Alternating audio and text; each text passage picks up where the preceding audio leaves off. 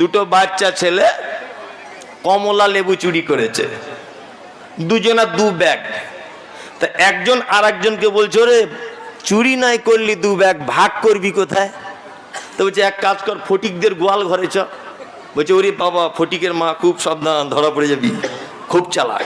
বলছি তাহলে এক কাজ কর, পল্টুদের বাড়িতে গেলে হয় না? বলছে ওরে বাবা, পল্টুর বাপ তো সাংঘাতিক লোক, ধরা পড়ে যাবি।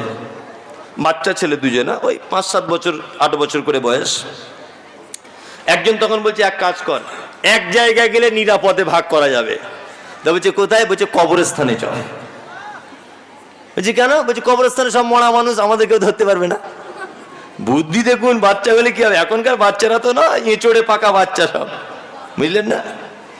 তখন দুজনা কবরস্থানে ঢুকছে, গেটটা খোলার সময়তে দুটো কমলা লেবু দুজনের ব্যাগ থেকে অনেক বেশি করে চুরি করেছে, ফটফট করে দুটো পড়ে গেছে। তা পড়ে যাওয়াটা বাদ দিয়ে বলছে আগে চল এইগুলো ভাগ করি, পড়াটা পরে হবে। দুজনা ভাগ করছে, এটা তোর, এটা আমার, এটা আমার, এটা তোর, এটা তোর, এটা আমার, এটা আমার, এটা তোর, ভাগ চলছে দুজনা। এখন ওই গ্রামে একটা মাতাল ছিল, সে প্রতিদিন মদ টদ খায়।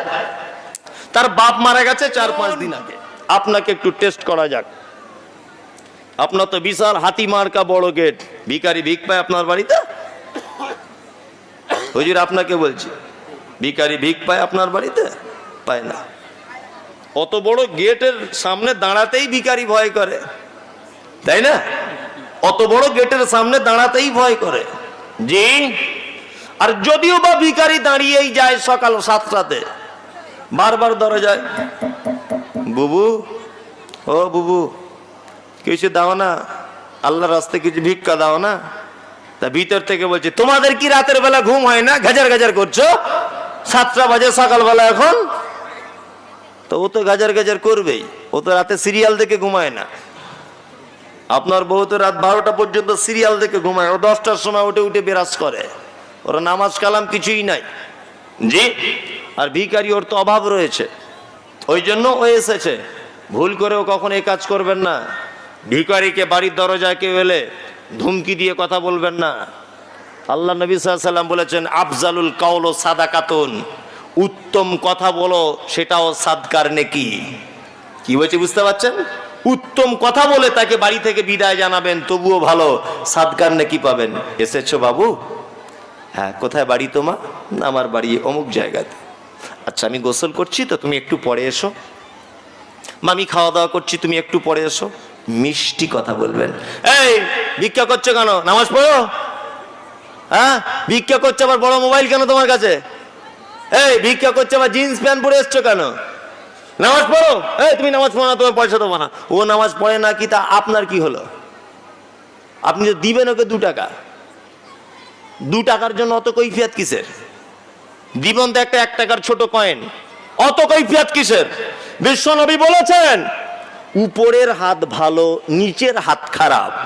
আমি ভিখারি, আমি চাইলাম, এই হাত পেতেছি, আপনি দেবেন এই হাত দিয়ে, তাহলে আপনার হাত উপরে থাকলো, তাই না? আর নিচে কার হাত থাকলো? হ্যাঁ, ভিখারির হাত। আল্লাহ নবী বলছেন নিচের হাত খারাপ, উপরের হাত ভালো, উপরের হাত ভালো। এই প্রসঙ্গে আমাকে 4-5টা হাদিস আপনাদেরকে বলবো। আচ্ছা, যারা এখানে বসে আছেন, হযরত উসমানের নাম শুনেছেন? হ্যাঁ, খুব ভালো লোক ছিলেন না হযরত উসমান? জি। আপনার আমার থেকে কত দামি লোক ছিল, ছোট্ট একটা হাদিস আপনাকে বলি, তারপরে এই ব্যাপারটা হাদিস বলবো। হযরত উসমানের শুধু কত দামি লোক এটা আগে শুনুন। হযরত উসমান, আল্লাহু আকবার। আল্লাহর নবী সাল্লাল্লাহু আলাইহি ওয়াসাল্লাম একদিন বসে আছেন আম্মাজান আয়েশার উরুতে মাথা দিয়ে। কোথায়? আম্মাজান আয়েশার উরুতে মাথা দিয়ে শুয়ে আছেন। তখন পর্দার আয়াত অবতীর্ণ হয়নি, পর্দা তখন ফরজ হয়নি। দরজায় আওয়াজ করলেন, বিশ্বনবী বলছেন কে কে? বলছে আল্লাহর নবী, আমি হযরত আবু বকর। ঠিক আছে, চলে আসুন ভিতরে। আল্লাহর নবী ওইভাবেই শুয়ে আছেন আয়েশার উরুতে মাথা দিয়ে। আল্লাহু আকবার। উঠলেন না। আবু বকর সম্পর্কে কে হচ্ছে? শ্বশুর। তারপরেও আল্লাহর নবী সাল্লাল্লাহু আলাইহি সাল্লাম তিনি শুয়েই আছেন, কথা বললেন। তারপরে দরজায় কে না আমি হজরতে ওমর। আচ্ছা আচ্ছা, দরজা খোলা হলো, আবার হজরত ওমর ঢুকলেন। ওমর কে? শ্বশুর। ওমরের বেটি হাফসার সঙ্গে আল্লাহ রাসূলের বিয়ে হয়েছিল, ওমর শ্বশুর। তাহলে আল্লাহর নবী হচ্ছেন জামাই আর দুইজনা শ্বশুর, তবু আল্লাহর নবী সাল্লাল্লাহু আলাইহি ওয়াসাল্লাম ওইভাবেই বসে আছেন, এই শুয়ে আছেন উড়ুতে মাথা দিয়ে। কথা বললেন, তারপরে আবার দরজায় কে? হযরতে আলী। ঠিক আছে, এসো ভিতরে। হযরত আলীকে জামাই, আল্লাহু আকবার, জামাই আর এইদিকে দুইজন শ্বশুর, দুজনে এসেছেন, তিনজন, টোটাল তিনজনের সঙ্গে আল্লাহ নবী কথা বলছেন। তবে ওইভাবেই আল্লাহ নবী তিনি শুয়ে আছেন আম্মাজান আয়েশার উরুতে মাথা দিয়ে। দরজা আওয়াজ হলো, কে? ভিতর থেকে আওয়াজ এলো, বাইরে থেকে আওয়াজ এলো, আমি হলাম হযরতে উসমান। হযরতে উসমানের গলার আওয়াজ পেয়ে বিশ্ব নবী তিনি লাফ দিয়ে উঠে পড়লেন, জামা কাপড় ঠিক করে নিলেন, পরনের কাপড়টা ঠিক করে নিলেন। আয়েশাকে বলছেন, আয়েশা তুমিও নিজেকে গুছিয়ে নাও। আম্মাজান আয়েশা গুছিয়ে নিলেন, আল্লাহর নবী নিজের কাপড় জামাকে সোজা করে নিলেন। ভাই আল্লাহ, হযরতে উসমান ঘরের ভিতরে এলেন, আল্লাহর নবী যেন আঁটো হয়ে একটু মর্যাদার সাথে যেন কথা বলছেন। কথা বলার মাঝখানে হযরতে আলী একটা প্রশ্ন করে বলছেন, ও দয়ার নবী গো, আমি হলাম আপনার জামাই, আমি বাড়িতে ঢুকেছি, আপনি ওইভাবেই বসে আছেন, ওইভাবেই শুয়ে আছেন। আবু বকর হলো আপনার শ্বশুর, ওইভাবেই আপনি শুয়ে আছেন। আর আলী হচ্ছে আপনার জামাই, উমর হচ্ছে আপনার শ্বশুর। ও দয়ার নবী, আপনি এইভাবেই শুয়ে আছেন, কিন্তু উসমানকে দেখে কেন উঠে দাঁড়ালেন? দয়া করে একটু আমাকে বলেন। বিশ্ব নবী বলছেন, আলী রে, তুমি যে প্রশ্ন করেছো এই প্রশ্নের জবাব আমার কাছে নাই, তবে এতটুকু বলতে পারি, আলী তুমি শোনো, যে উসমানকে দেখে স্বয়ং আসমানের ফেরেশতারা পর্যন্ত লজ্জা পায়, আমি কি সেই উসমানকে দেখে একটু লজ্জা পাবো না? উসমানকে দেখে কে লজ্জা পায়? আসমানের ফেরেশতারা পর্যন্ত লজ্জা পায়। আল্লাহু আকবার। এই উসমানের দানশীলতাটা কেমন, কেমন দানি তিনি ছিলেন, একটা হাদিসের লম্বা চওড়া ঘটনা আপনাদের সামনে বলবো।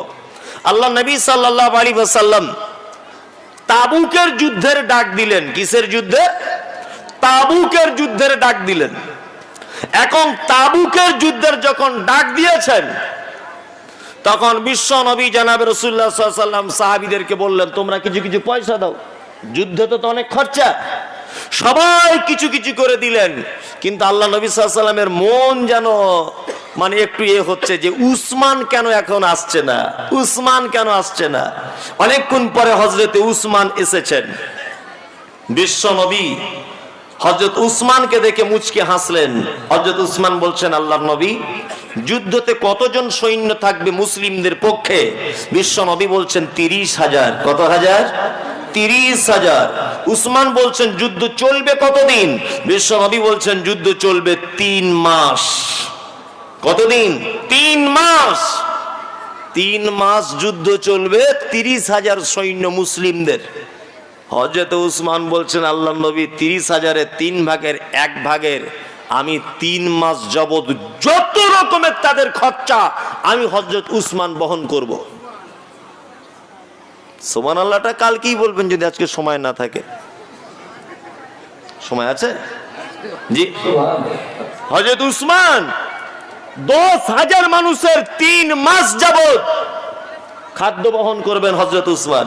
আমার মনে হয় যদি আমাদের রাজ্য সরকারকে ওই দায়িত্ব দেওয়া হয়, উনিও মনে হয় ঘাবড়ে যাবেন যে 10,000 লোককে কখনো বসিয়ে বসিয়ে খেতে দেওয়া যায়? 30,000-এর নয়, 10,000। 1 ভাগ, উনি 3 ভাগের 1 ভাগ দায়িত্ব নিচ্ছেন হযরতে উসমান। দেখুন দানি কাকে বলে। আপনাদের ঘুম লাগছে নাকি? জি, ঘুম লাগার ওষুধ একটা বলবো? বলি তাহলে।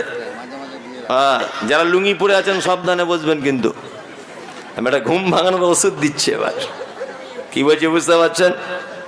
এখন 2টো বাচ্চা ছেলে, বুঝলেন, আমার দিকে ফেরেন, 2টো বাচ্চা ছেলে কমলা লেবু চুরি করেছে। দুজনা 2 ব্যাগ। তা একজন আর একজনকে বলছে, ওরে চুরি নাই করলি 2 ব্যাগ, ভাগ করবি কোথায়? তো বলছে এক কাজ কর, ফটিকদের গোয়াল ঘরে চ।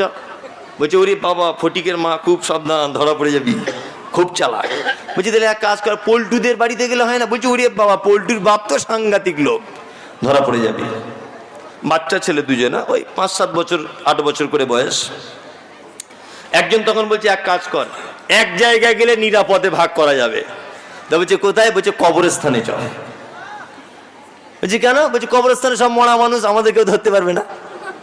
বুদ্ধি দেখুন, বাচ্চা হলে কি হবে? এখনকার বাচ্চারা তো না, এঁচড়ে পাকা বাচ্চা সব, বুঝলেন না?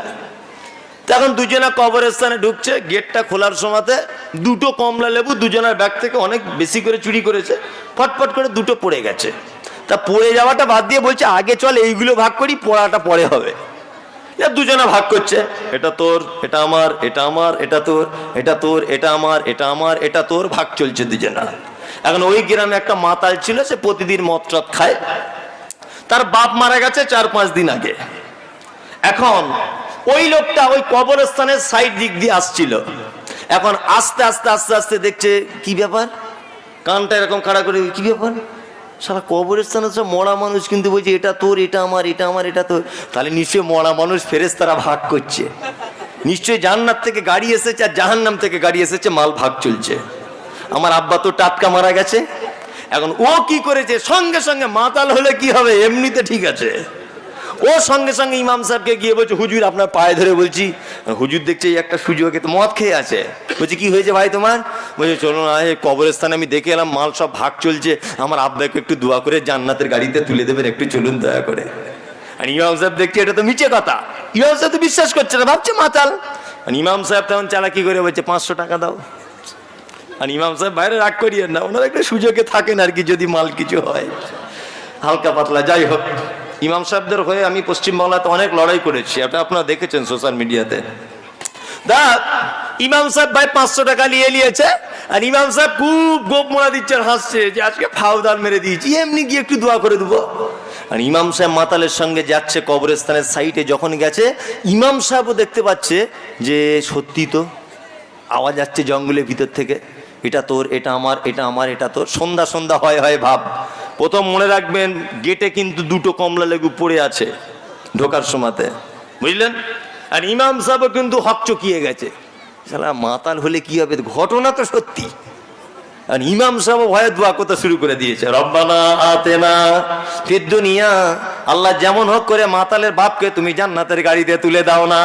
আর মাতাল বলছে আমিন আমিন, খুব দোয়া করছে। এখন মাঝখান থেকে 2টো বাচ্চার মধ্যে একজন বলছে গেটের মাল 2টোকে ধর, এবার গেটের মাল 2টোকে ধর। যেই বলেছে গেটের মাল 2টি, ইমাম সাহেব ব্যাপার বুঝতে পেরেছে, তাহলে এবার আমাদের দুজনের কথা বলছে। ও এখন দুয়া ফুয়া ছেড়ে দিয়ে জামা কাপড় গুটিয়ে ধানের জমি দিয়ে ছুটছে, বুঝলেন তো? মাতাল বলছে ভাই কি হলো? বলছে ভাই আসছি, তুই ওখানে দাঁড়া, কেস খুব খারাপ। তো ঘটনা হচ্ছে এটা যে ঘুম ভাঙলো বলে মনে হয়, ঘুম ভাঙনা এরকম ওষুধ যদি দিই তো প্যান্ডেল ছিঁড়ে যাবে, বুঝতে পারলেন না? জি চলুন, যে কথা বলছিলাম, যে কথা বলছিলাম, হযরত উসমান ছিলেন কি খুব দানি মানুষ। কত দানি? এই দেখুন, আপনাকে একটা চমৎকার হাদিস বলে দিই, তাহলে আপনার দিমাগ খুলে যাবে। মদিনাতে হযরত উসমান তখন মুখ্যমন্ত্রীর দায়িত্ব পালন করছেন। কিসের দায়িত্ব? মুখ্যমন্ত্রীর, আমিরুল মুমিনিন তিনি তখন মদিনার। আল্লাহু আকবার। মদিনাতে একবার দুর্ভিক্ষ দেখা দিল, আকাশের পানি নেই, চাষীদের ফসল নষ্ট হয়ে যাচ্ছে। মায়েদের এদিকে চিল্লামিল্লি করিয়েন না, মায়েদের এদিকে চিল্লামিল্লি করিয়েন না, নিয়ে চাষ আবাদ সব বন্ধ হয়ে যাচ্ছে।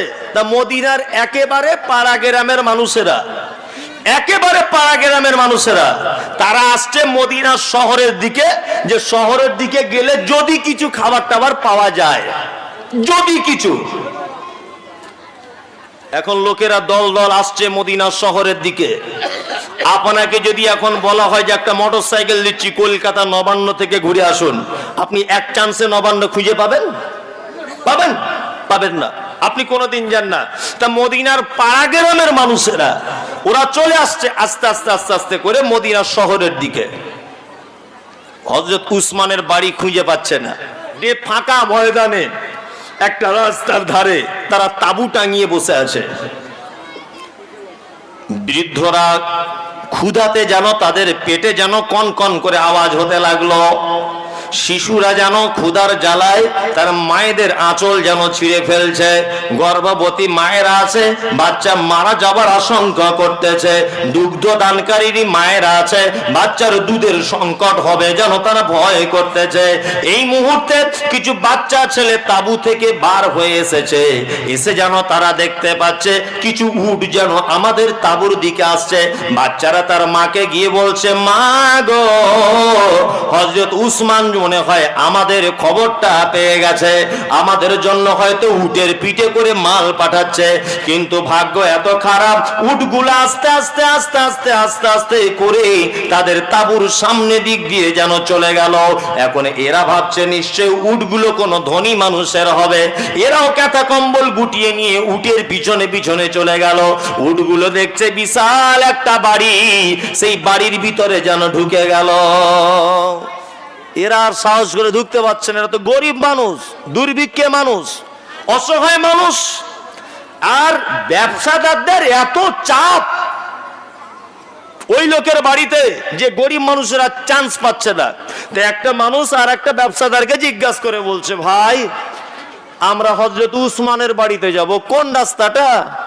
তা বলছে এইটাই তো হযরত উসমানের বাড়ি। বলছে আল্লাহু আকবার, এইটা হযরত উসমানের বাড়ি? তা বলছে হ্যাঁ।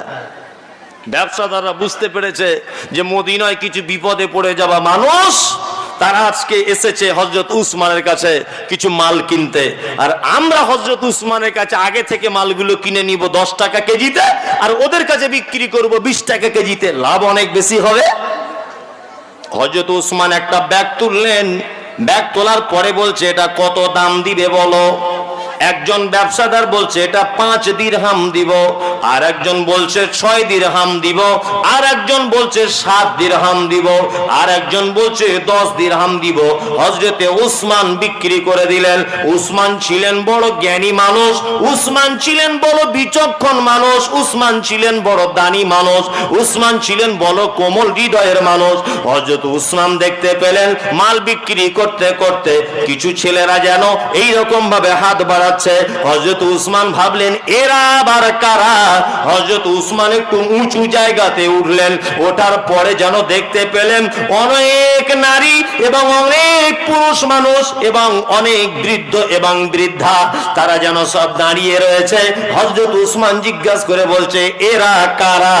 একজন ব্যবসায়িক বলছেন, ও আমিরুল মুমিনিন, এরা হলো মদিনার বাইরের মানুষ, এরা হলো পল্লী গ্রামের মানুষ, এরা না খেতে পেয়ে এরা মদিনার সরকারের কাছে এসেছে, অর্থাৎ আপনার কাছে দেখা করতে এসেছে। হযরতে উসমান বলছে তাই নাকি? বলছে হ্যাঁ। বলছে কতজন হবে? বলছে 7 থেকে 800 জন মানুষ হবে, 1000 মানুষ হবে। তখন হযরতে উসমান বলছে এই খাজুরের ব্যাগটা তুলে বলছে এটা কত দিবে তোমরা বলো? একজন বলছে 10 দিরহাম, আর একজন বলছে 20 দিরহাম, আর একজন বলছে 30 দিরহাম। হযরতে উসমান তখন বলছে আমি 1-2 দিরহামে বিক্রি করব না। একজনা দাম বলেছে 100 দিরহাম। ব্যবসাদাররা বলছে 5 টাকার মাল 100 টাকা দাম বলেছে, এ আবার কোন লোকটা?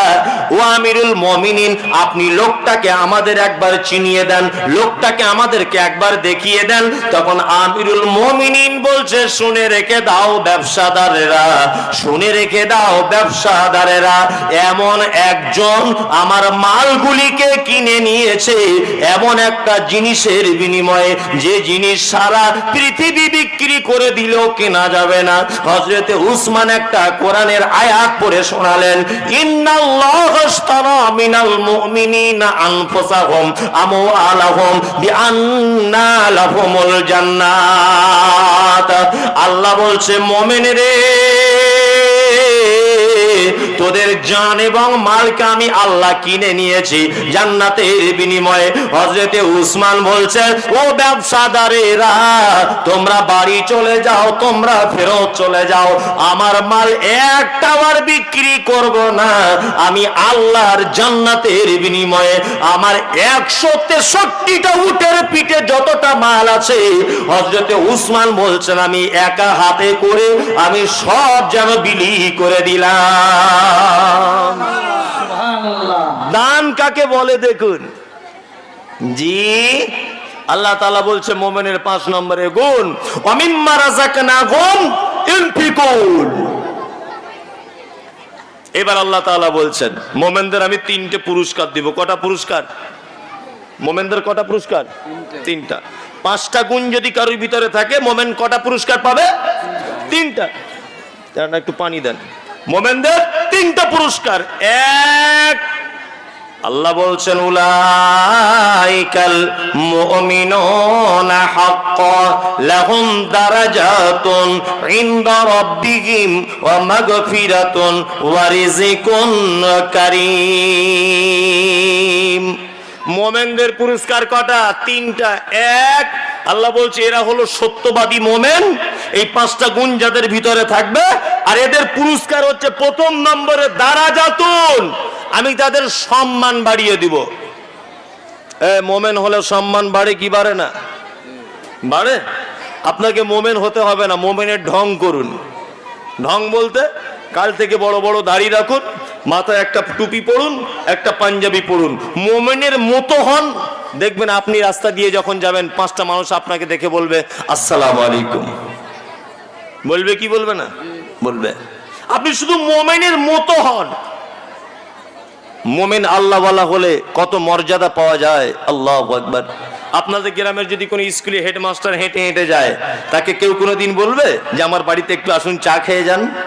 সহজে কেউ বলবে না। কিন্তু আপনার গ্রাম দিয়ে যদি আমি কোনোদিন হেঁটে যাই, আপনি যদি আমাকে দেখতে পান, তাহলে কি করবেন? হুজুর অবশ্যই আমার বাড়িতে একটু আসুন, কিছু খাওয়া দাওয়া করে যান। বলবেন কি বলবেন না? এটা মুমিনের ভান করলেও এই সম্মান পাওয়া যায়। আল্লাহু আকবার। একজন নানি তার নাতনি, বুঝেন তো? নাতনি, একজন নানি তার নাতনিকে নিয়ে, মুমিন হলে কত সম্মান দেখুন।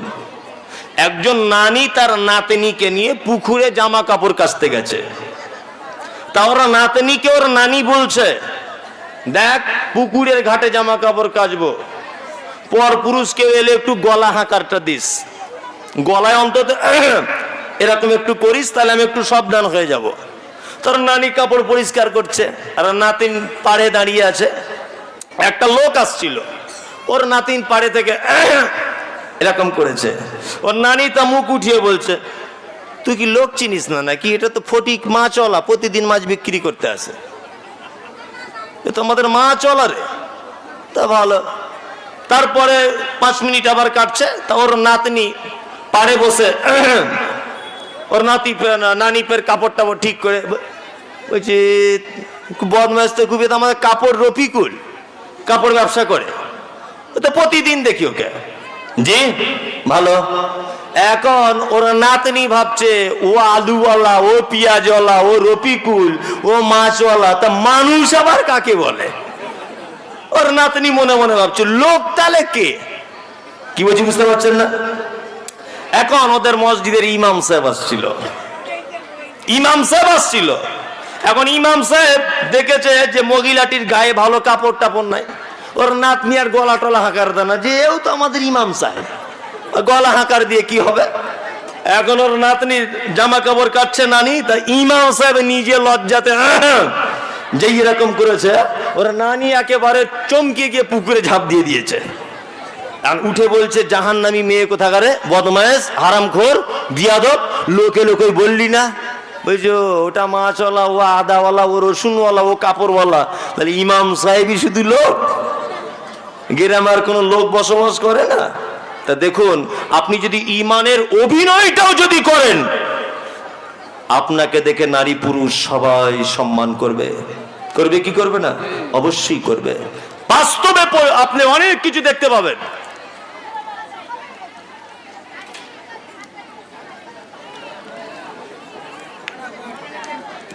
অনেক কিছু আপনি বাস্তবিক প্রমাণ পেয়ে যাবেন।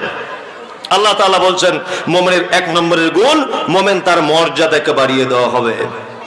2 মাগফিরাতুন, আহা, আল্লাহ বলছে মুমিন যারা হবে তাদেরকে আমি ক্ষমা করে দেব।